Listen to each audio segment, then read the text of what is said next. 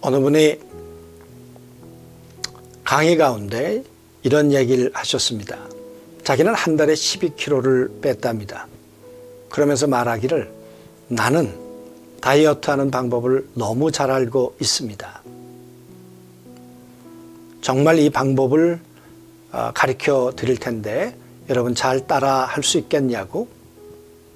그러면서 그가 하는 말은 아침, 점심, 저녁을 안 먹는 거랍니다.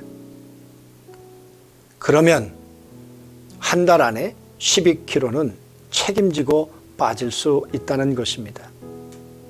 여러분, 영적 다이어트를 해야 된다면 아침, 점심, 저녁을 안 먹으면 되겠죠. 우리가 먹지 말아야 할 것은 하나님의 말씀이겠죠. 그러나 영적인 것은 우리가 다이어트를 해야 될 것이 아니라 먹음으로 우리의 영이 더 튼튼해져야 할 부분이 아닐까 싶습니다. 수요일 날 저녁 우리는 하나님의 말씀을 붙들고 어떻게 살았을까, 또 살고 있을까 점검해보는 그런 시간을 갖도록 하겠습니다. 하루 속에서 하나님께 올려드릴 찬양과 감사가 무엇일까? 또 우린 이런 질문도 해보자고 했습니다. 왜 나는 감사를 하지 못할까? 여러분 한번 찾아보시고 기록하시면 좋겠습니다. 뿐만 아니라 오늘 하루 죄의 유혹으로 힘들었던 상황이나 넘어졌던 것들, 정말 주님을 바라보며 온전히 살고 싶은데 성령 안에 순종하고 살고 싶은데, 그런데 성령보다는 내 생각이, 성령보다는 나의 예습성이 하루를 지배했던 그 순간순간은 없었을까? 정직하게 우리의 약함과 우리의 고의적인 죄를 하나님 앞에 자백하고 기록하면 좋겠습니다. 혹시 이 기록은 나만이 아는 암호로 기록을 하셔도 괜찮습니다. 누군가가 이걸 볼 수 있기 때문에 그렇습니다. 요즘 하나님의 말씀에 대해서 다이어트를 하고 계십니까? 아니면 매일매일 하나님의 말씀을 양식으로 드시고 계십니까?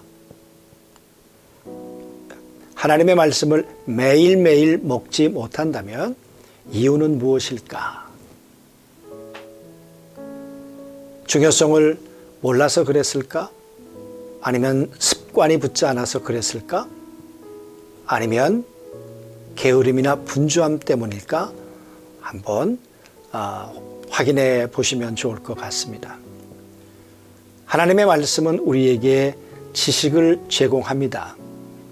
그러나 그 지식은 이해를 넘어 하나님의 성품을 발견하고 하나님의 능력을 발견하고 하나님의 가치관을 발견하는 음성의 자리까지 우리가 나가야 합니다. 그 음성을 듣고 살아갈 때 우리는 하나님 나라의 백성이 되는 것입니다. 말씀으로 내가 누군가로부터 양육을 받으시거나 또 누군가를 양육하고 있는가? 오늘까지 생육하고 번성할 수 있었던 것은 육신적으로도 자라나고 자라나면 또 생명을 번식하는 일에 우리가 쓰임받았기 때문에 오늘까지 인류가 있게 된 건 아닐까요? 하나님의 가족도 동일한 원리일 것입니다. 한번 점검해 보았으면 좋겠고요. 또 신앙 성숙을 위해 어떤 수단들을 요즘 사용하고 계십니까? 요한 웨슬레는 이것은 하나님이 우리에게 주신 은혜의 수단들이라고 했습니다. 예배, 기도, 성찬, 또 요즘에 유튜브를 통한 강의, 독서, 전도 모임, 얼마든지 많이 있겠습니다. 나의 신앙 성숙과 성장을 위해서 어떤 수단들이 내게 있는가 한번 적어 보시면 좋겠습니다. 개인적으로 점검하고 싶은 부분이 무엇이 있습니까? 내가 왜 이 말씀으로 성장하는 일에 게으른가? 그걸 체크하셔도 괜찮겠고요. 내가 올해 안에 읽고 싶은 책들에 대한 리스트를 정하시고 그걸 몇 권이나 읽었는가 또 점검하는 것도 좋은 그런 점검의 제목이 될 것 같습니다. 뿐만 아니라 나를 양육해 주는 분은 내 영적 멘토와 영적 아비는 누구일까? 나는 누구에게 또 영적 아비가 되고 있을까? 생명의 연결고리를 한번 점검해 보는 것도 좋을 것 같습니다. 자, 우리 수요일 날 이렇게 점검하고 하나님의 은혜 안에 우리 평안히 잠들도록 그렇게 하겠습니다. 하나님, 말씀으로 우리에게 생명을 넣어주시고 그 말씀이 살아 운동력이 있어서 우리의 영과 혼과 육을 날마다 변화시키셔서 우리의 영은 평안으로 하나님의 은혜로 채워주시고 우리의 생각은 하나님의 지혜로 가득 차게 하시고 우리의 육체와 우리의 모든 환경은 하나님 주시는 은혜로 만족하며 살아가도록 도우시니 진실로 감사합니다. 하나님 말씀으로 우리 안에 생명을 얻되 풍성히 얻겠다고 말씀하셨는데 이 말씀으로부터 임한 평안과 행복과 만족을 감사할 뿐만 아니라 이제 누군가에게 이 생명을 전하는 삶을 살아가도록 우리 모두를 인도해 주옵소서. 특별히 우리 가정의 식구들을 육적인 식구로 끝나지 않게 하시고 그리스도를 함께 먹고 마시는 하나님의 가족이요 하나님의 식탁이 될 수 있도록 은혜를 덧입혀 주옵소서. 이 밤도 주의 말씀으로 우리의 모든 성도들과 가정을 지켜주시기를 원하오며 예수님의 이름으로 기도하옵나이다. 3월 10일 사순절 제19일 내가 왜 십자가를 져야 합니까? 마가복음 15장 16절에서 24절 말씀.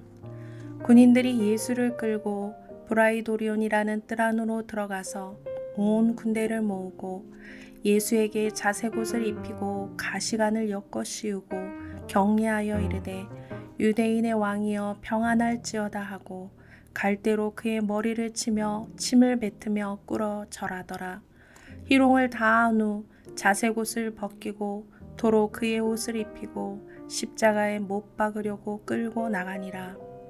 마침 알렉산더와 루포의 아버지인 구레네 사람 시몬이 시골로부터 와서 지나가는데 그들이 그를 억지로 같이 가게 하여 예수의 십자가를 지우고 예수를 끌고 골고다라 하는 곳 번역하면 해골의 곳에 이르러 모략을 탄 포도주를 주었으나 예수께서 받지 아니하시니라. 십자가에 못 박고 그 옷을 나눌세 누가 어느 것을 가질까 하여 제비를 뽑더라. 아멘. 전승에 의하면 주님이 십자가의 길에서 14번 쓰러지셨는데 5번째 넘어졌을 때 로마 군인이 아무리 채찍질을 하여도 십자가를 지신 예수님께서 일어설 수 없었다고 합니다. 그런데 바로 그때 로마의 백부장이 십자가 행렬을 구경하던 무리들 사이에 있었던 건장한 남성 구레네 사람 시몬을 불러내어 억지로 십자가를 지게 하였습니다. 구레네라는 곳은 이집트의 왼편에 있는 지금의 리비아의 수도 트리폴리입니다.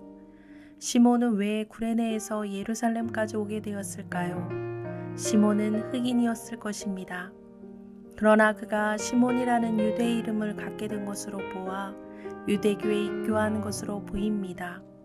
그래서 유대인의 큰 명절인 이 유월절에 예루살렘까지 예배하러 올라왔을 것입니다. 이 시몬이 십자가 행렬 가까이 서 있다가 십자가를 억지로 지게 된 것입니다. 시몬의 입장에서 보면 그의 인생에서 가장 중요한 순례 여행을 계획하여 예루살렘에 올라왔는데 자기가 알지도 못하고 만나본 적도 없는 사람을 위해 모든 사람들이 가장 수치스럽게 생각하는 죄인의 십자가를 지게 되었으니 황당했을 것입니다. 이제 내일 6월절 날 성전에 올라가야 하는데 가장 부정한 사람이 되어버렸습니다. 어쩌면 그는 결국 십자가를 졌다는 이유로 성전에 들어가는 것조차도 허락되지 않았을지 모릅니다. 성경의 기록에는 없지만 시몬이 십자가를 지고 골고다로 올라가며 수십 번 내가 왜 이 십자가를 져야 합니까?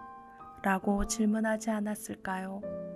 우리도 인생길에서 수십 번 내가 왜 이 십자가를 이라는 질문을 던질 때가 많습니다. 그러나 놀라운 것은 시몬이 억지로 주님의 십자가를 지는 사건을 통해 그의 아내와 아들, 온 가족이 하나님의 사람으로 변화되는 놀라운 은혜를 입게 되었다는 것입니다. 인생길 위에서 우리의 동의 없이 위로부터 지워지는 십자가는 현실에서 수치와 능욕일 수 있지만 우리가 상상할 수도 없는 주님과 연합된 한몸됨의 영광이고 축복입니다. 오늘의 기도. 주님, 제게 주신 주님의 십자가를 거절하지 않고 믿음으로 기꺼이 짊어지고 살게 하옵소서. 아멘.